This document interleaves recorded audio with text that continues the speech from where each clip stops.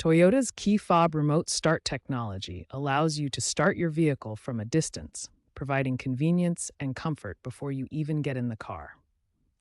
The remote start feature works from approximately 80 to 100 feet away on newer Toyota models, giving you plenty of range to start your car from inside your home or office. Before using remote start, you must ensure several safety conditions are met. All doors must be locked, the hood must be closed and latched, the transmission must be in park for automatic vehicles, and your key fob must be within range. Here's the exact sequence to activate remote start.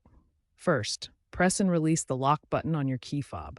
Then, within 5 seconds, press and hold the lock button again for 3 full seconds.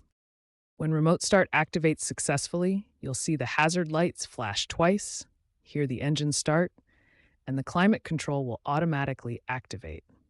The engine will run for 10 minutes or up to 20 minutes on newer models. Remote start comes standard on Toyota's larger vehicles like the Highlander, 4Runner, Sequoia, Tundra, and Tacoma. It's available as an option on popular models including the Camry, Corolla, RAV4, Venza, Sienna, and select Prius trims.